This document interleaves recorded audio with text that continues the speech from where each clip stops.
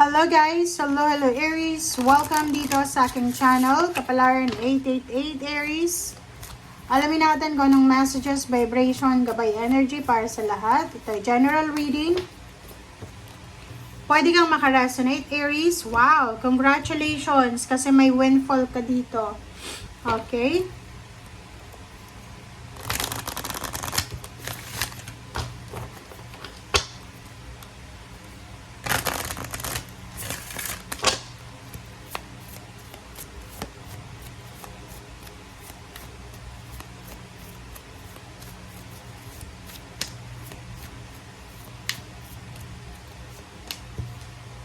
Okay, dance.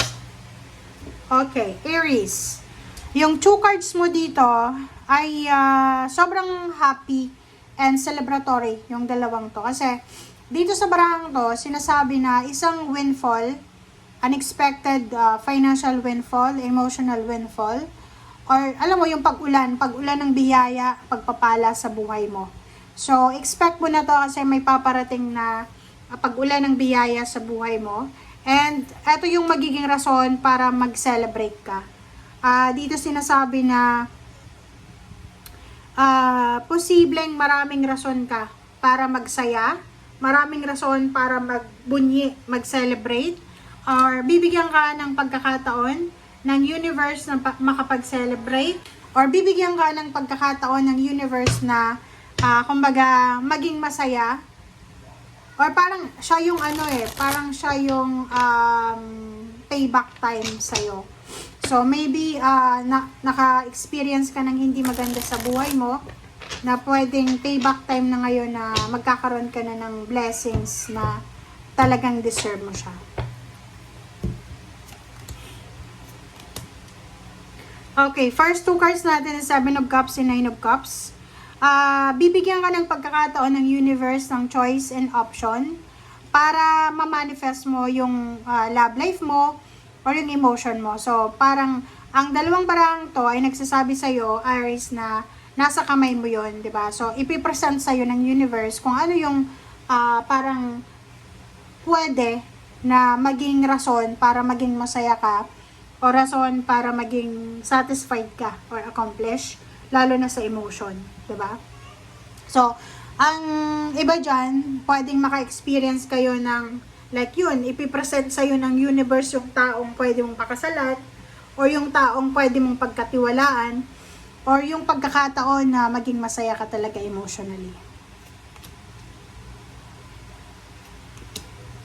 Okay, sa usaping pera naman, for Pentacles, kinakailangan mong maging maingat sa paghahawak ng pera. If humahawak ka ng pera. So, dito sinasabi ng baraha, maging maingat ka sa paghawak ng salapi. Maging maingat ka, mag-save ka, magtipid ka. Kasi yung pagtitipid na yan, yung pagsisave, ay malaking bagay yan para sa financial strength mo in the future. Diba? Pag may savings ka, meron kang kukot-kotin in case na may emergency. Okay, celebration. So, meron ditong Aries na posibleng may wedding, anniversaries, birthday celebration, or anything na celebratory na pwedeng i-celebrate nyo, na yun yung rason para kailangan yung mag-ipon ng pera. Okay?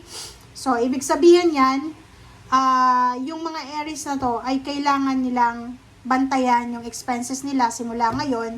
If ever man mayroon kayong pinaplanong like may graduation sa family, merong ano ba sa pamilya, may birthday or maybe merong mga binyagan or may mga anak sa pamilya, kailangan yung pag-ipunan yan. Okay?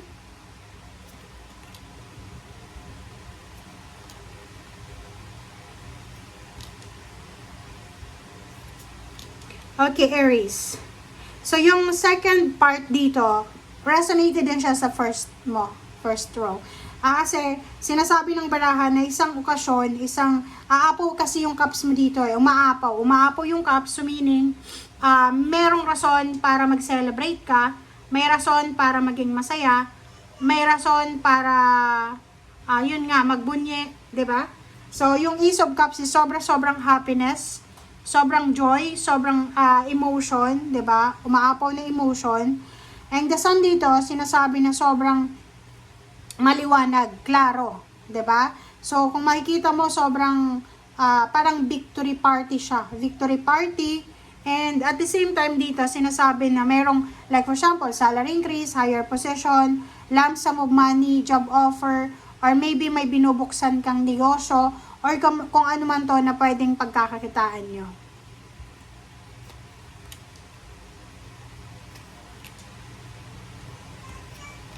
Okay, so next 3 cards, sinasabi ng baraha sa'yo na siguro meron kang mga hinihintay. Maybe naghihintay ka ng, yun nga, job offer, or maybe naghihintay ka ng promotion, or yung iba na medyo may edad na naghihintay ng retirement, or yung iba back pay, naghihintay na matapos na yung pinapatayong bahay, naghihintay na sana matapos na yung hinuhulugang sasakyan at bahay, di ba? So, kung makikita mo dito, you are waiting, patiently waiting ka, na sana matapos na itong mga obligations mo.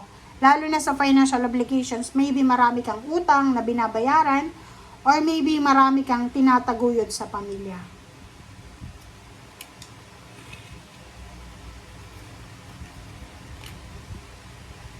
Okay, judgment and 10 of rods. So, isang desisyon ang posibleng gagawin mo.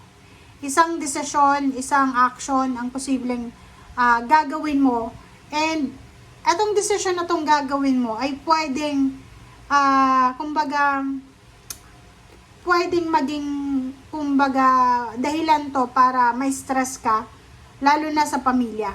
Like for example, nakapag-decide ka na bumili ng sasakyan or ng bahay, or like for example mag-travel, tapos wala ka namang pera, ang gagawin mo, mangungutang ka. So, yung decision making na to ay napaka-importante. Sinasabi sa inyo, Aries, na kailangan yung maging matalino.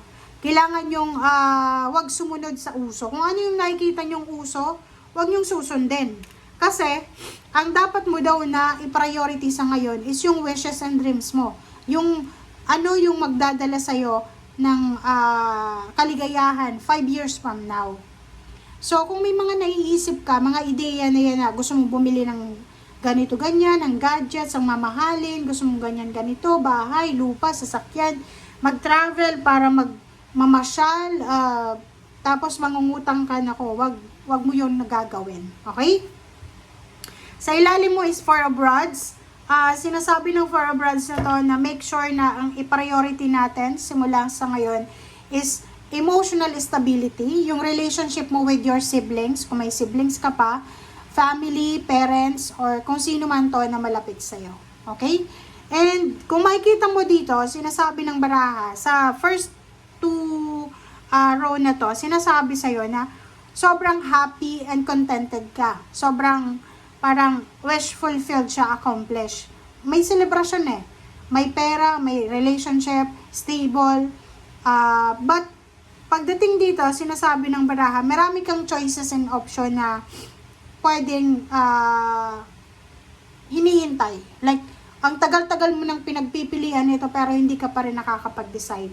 And sinasabi ng baraha sa'yo, mag-iingat tayo sa ating desisyon kasi lalo na sa pag-uutang, 'di ba? Pag mahilig kang umutang ng pera, mag-iingat ka kasi marami ngayon ang lending company na pwedeng sirain niya yung future nyo. Okay? Napakahirap yung may utang, guys. Kahit maliit lang na pera. Kailangan, mamuhay lang tayo ng simple. Mamuhay lang tayo sa kung ano yung kaya natin.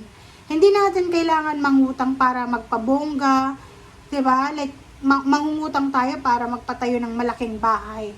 Tapos nagbabayad ka. Tapos ang kakainin nyo sa loob ng malaking bahay, ano na, diba? So, napaka-importante ngayon, sabi nga dito sa ilalim ng baraha mo, is yung family. Relationship with your parents, with your siblings, with your family. And yun yung pinaka-importante daw na kailangan mong bigyan ng focus ngayon. Kasi pwedeng yan yung magdala talaga sa'yo ng yung infinite happiness, yung walang kondisyon. Diba? So, thank you guys for watching and see you again. Bye!